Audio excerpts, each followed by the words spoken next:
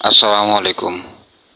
ঢাকায় আসি আর ঢাকায় ঘুরতে যাব না, তা তো কখনো হতেই পারে না।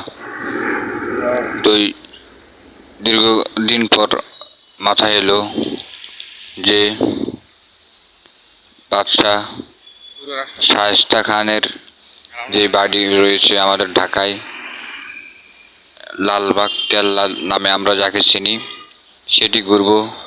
তাই সকালবেলায় ঘুম থেকে উঠে বেরিয়ে পড়লাম লালবাগ যাওয়ার জন্য। আমি থাকি আজিমপুরে। আজিমপুর থেকে লালবাগ 1 কিলোমিটার। সকালবেলা প্রায় গাড়ি কম থাকে, আর দ্বিতীয়ত হচ্ছে আমরা হাঁটতে ভালোবাসি। তাই হাঁটতে হাঁটতে লালবাগ কেল্লার দিকেই ছুটে চলছি। প্রতিমধ্যে যেগুলো দেখলাম যে একদম রাস্তা পুরোই ফাঁকা, নেই তেমন গাড়ি চলাচল।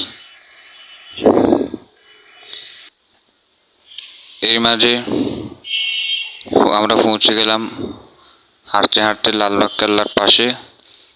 এটি হচ্ছে লালবাগ কেল্লার দুর্গের যে পাশের দেওয়াল, সাইডের দেওয়াল, কিন্তু ঢুকতে হলে টিকিট নিতে হবে। আমি এখন টিকিট নিয়ে প্রবেশ করব। টিকিট মূল্য 5 টাকা। জানি না দুপুরে অন্য সময় কত, এবং সকাল ভোর 7টা, এখন 5 টাকা। এই যে অবশেষে ঢুকেই ফেললাম। এখানে ঢুকছি। ঢুকার পর প্রথমেই চোখে পড়লো সেই শায়েস্তা খানের যে ভবন থাকতেন সেই ভবনে। আর এটি হচ্ছে ভবন, সবগুলো ভবন কিন্তু আলাদা। এই যে এখানে দেখতে পাচ্ছেন, এই যে ওই যে ফটক দেয়াল।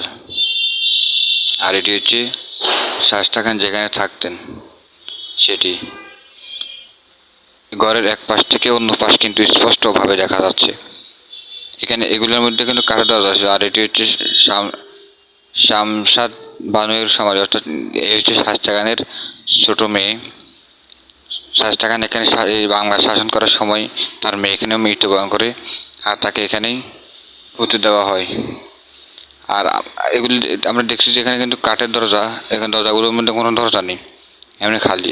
আসলে ওই সময় শক্ত একটা কাঠের দরজা ছিল, যা দীর্ঘ সময় থাকার পরে এগুলো নষ্ট হয়ে গেছে। এখন শুধু বিল্ডিংটাই বাকি আছে। এখন দেখছেন এটি হচ্ছে শায়েস্তা খানের স্ত্রীর সমাধিক্ষেত্র। এটি হচ্ছে শায়েস্তা খানের স্ত্রীর।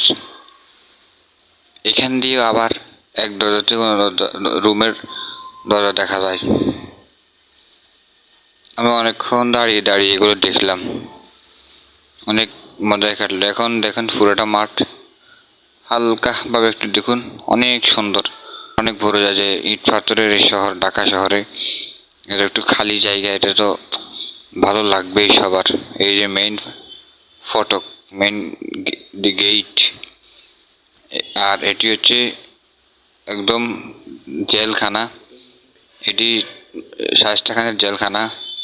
আমরা জানি শায়েস্তা খান ভালো মানুষ ছিল, কিন্তু যখন কোনো অপরাধ সংঘটিত হতো তখন তাকে এই জেলেই, যেটি হচ্ছে অনেক গভীর, 6টি স্তম্ভের উপর নির্মিত, অনেক মাটির নিচে, অনেক গভীর জেলখানা, অনেক ভয়ানক। আর এটি হচ্ছে বাইরের দৃশ্য, অনেক সুন্দর। বলতে না বলতেই আমি উঠে গেছি উপরের, একদম উপরে স্তম্ভ, জেলখানার উপরে উঠে গেছে ছাদে। এখান থেকেই সংক্ষেপে আপনাদেরকে দেখাচ্ছি। তো এই পর্যন্তই লালবাগ কেল্লার ভিডিও। সবাই আমার জন্য দোয়া করবেন। আর এটি হচ্ছে সেই কুপন সুড়ঙ্গ, যেখানে মানুষ একবার গেলে আর দ্বিতীয়বার ফিরে আসে না, এই সেই সুড়ঙ্গ। আর এটি হচ্ছে সেই পুকুর, যেটি শায়েস্তা খানের আমলে তৈরি করা হয়েছে। এখানে শায়েস্তা খানের আমলে পানি ছিল না, কারণ ঢাকায় এমনি তাপমাত্রা বেশি। তবে আপনার থেকে বিদায় নিব পরবর্তী ভিডিওর জন্য। যদি ভালো থাকে, যদি অন্যকে ভালো লাগার জন্য দেখানোর ইচ্ছা থাকে, তাহলে শেয়ার করবেন। আসসালাম।